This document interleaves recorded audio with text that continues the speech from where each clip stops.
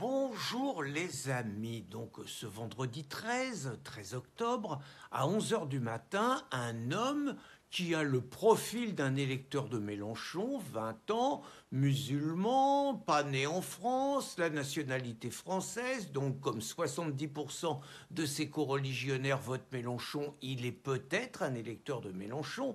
Il a donc assassiné au couteau un professeur de philosophie et il a blessé gravement 3 personnes du corps enseignant ou du personnel, dont un professeur de gym, dont le vice-proviseur.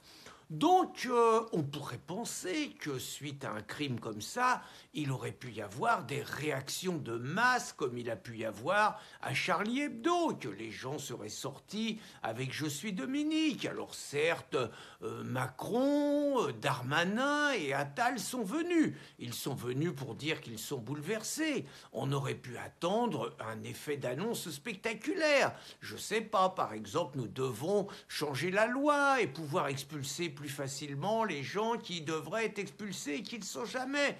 Nous devrions arrêter l'immigration. Nous avons été faibles, nous allons taper du poing sur la table, c'est fini, blabla. Bon, des grands effets d'annonce. Il ne s'est absolument rien passé. Ah si, Moussa, il a dit aux Français quand même que d'abord il interdisait toutes les manifs pro-palestiniennes. Résultat, à Paris, 5000 mecs ont manifesté pour la Palestine sans aucun problème, aucune arrestation, des prunes de 135 € pour ceux qui couraient pas assez vite et qui se sont fait gauler. Pareil à Lyon, pareil à Marseille, pas de problème. Tout le monde se fout de la gueule de Moussa. Et Moussa, il a été à la hauteur de sa réputation, puisqu'il a dit aux Français qu'il fallait qu'ils fassent attention aux terroristes. Alors on ne sait pas qu'est-ce qu'il faut faire. Il faut plus sortir de chez soi, il faut plus faire du vélo, il faut plus aller faire ses courses, il faut se faire livrer à domicile, il faut un nouveau confinement. Ce coup-là, plus un confinement sanitaire, mais un confinement antiterroriste, on ne sait pas. Moi, ce que j'ai compris, c'est que Moussa, il dit « Je suis dépassé par les événements, donc faites attention à vous et démerdez-vous. » Il est juste payé pour nous protéger. Mais j'étais dans une supputation, donc je vous disais que c'était un homme au profil de l'électeur de Mélenchon qui avait assassiné dans une école, qui est quand même normalement un sanctuaire, donc un enseignant. Et donc, je me disais, supposons, et donc il ne s'est rien passé, hein, je me disais, supposons qu'une autre hypothèse, ça soit un électeur d'Éric Zemmour, un homme qui aurait été vu dans un de ses meetings Reconquête et tout, qui rentre dans une mosquée le vendredi avec un couteau, qui tue l'imam et qui blesse grièvement 3 musulmans qui étaient dans la mosquée. Et je me disais, là, qu'est-ce qui se passerait? Ouh là là là là, là, ça serait pas du tout la même. Je vous rappelle que Moussa, il était descendu à Rennes simplement pour un tag de mosquée, hein, rien que pour ça. Que je vous rappelle qu'il y a des mecs qui se prennent des peines de prison simplement pour avoir mis un bout de saucisson devant une mosquée. Je vous rappelle que Moussa, il nous a raconté qu'il mettait des hommes pour protéger les mosquées, mais pas les écoles, hein.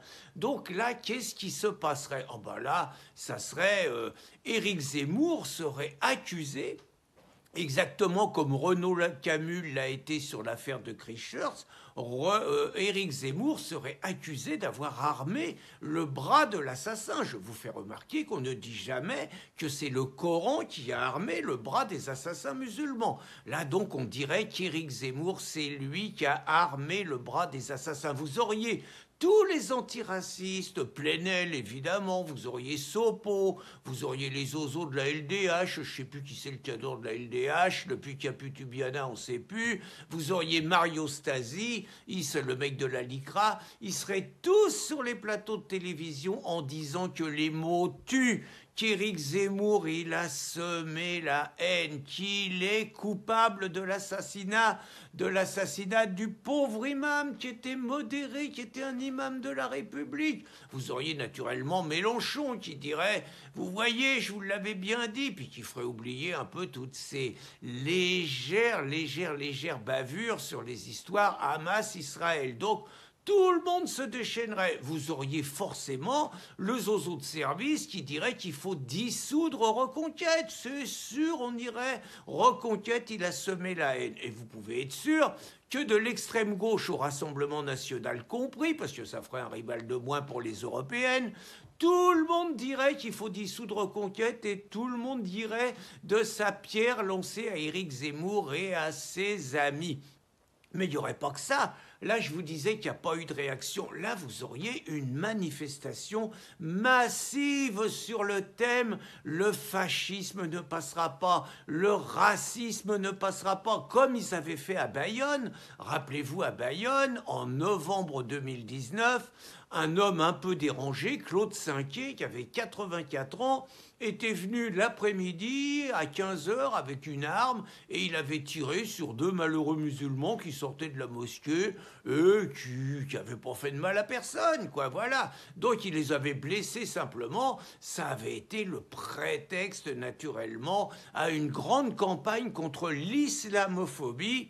Et il y avait eu la célèbre manif de la honte où la gauche avait manifesté avec les islamistes au cri de Allah Akbar, juste devant le Bataclan, entre nous, hein, et contre l'islamophobie, rien de moins la manif de la honte de la gauche. Et bien là, je suis sûr que, donc, je répète mon hypothèse, un militant d'Éric Zemmour qui rentre dans une mosquée, qui plante l'imam et qui plante 3 disciples de l'imam, là, vous avez une grande manifestation unitaire contre le fascisme, contre le racisme, contre la haine et naturellement contre l'islamophobie. Puis là, vous auriez un premier rang extraordinaire. Vous auriez Rachid Méluche.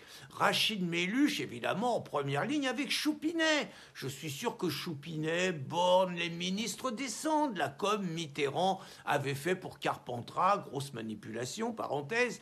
Mais là, les ministres descendent. Donc, Macron, Méluche, je suis sûr que vous auriez Sopo, vous auriez les antiracistes, donc la LICRA, vous auriez Sopo, vous auriez Plenel, vous auriez tous les journalistes militants, vous auriez évidemment Sandrine, elle serait en première ligne, vous auriez le PC, celui qui a empêché l'assassin tchétchène d'être expulsé en 2014, là, vous auriez Roussel, là tout le monde se roulerait des patins, vous auriez Olivier Faure que tout le monde a oublié, et puis vous auriez les vedettes de la diversité, vous auriez Ouria Boutelja, vous savez, celle qui aime pas trop les juifs, vous auriez Rokhaya Diallo avec ses loups-boutins, là, vous auriez toutes les vedettes, hein, vous auriez Assa Traoré, évidemment, vous auriez Assa Traoré, vous voyez, vous auriez une première ligne extraordinaire, puis vous auriez Marlène, et peut-être que par solidarité avec les musulmans,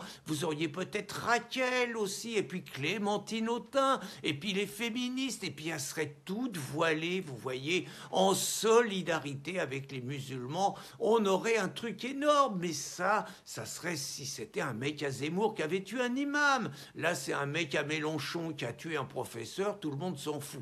Alors on pourrait rêver aussi, puisque je suis dans mes délires, on pourrait rêver que cette belle manifestation, ces beaux rassemblements, ça soit des rassemblements patriotes. On pourrait rêver que par exemple Marine prenne le téléphone, et puis qu'elle appelle Éric Zemmour, et puis qu'elle appelle Florian Philippot, et puis qu'elle appelle Nicolas Dupont-Aignan, et puis qu'elle appelle tous ceux qui refusent l'invasion migratoire, tous ceux qui refusent l'islamisation de la France, et qui disent qu'il faut faire un grand rassemblement avec nos militants unis, des drapeaux français dans toutes les villes pour dire halte au terrorisme. Vous voyez, un truc minimal. Halte au terrorisme, expulsion de tous les islamistes, halte à l'immigration. Simplement un truc comme ça, vous voyez. Et puis là, on occuperait le terrain, on serait présent, mais faut pas rêver. D'abord, ils ne veulent pas se voir, d'abord, ils sont en guerre pour les européennes, et puis, c'est tellement important, les européennes, qu'il est hors de question que lors d'un rassemblement, ça puisse susciter une campagne de presse, voire des fréquentations qui rappellent les heures les plus sombres de notre histoire. Donc, rassurez-vous, il ne se passera rien.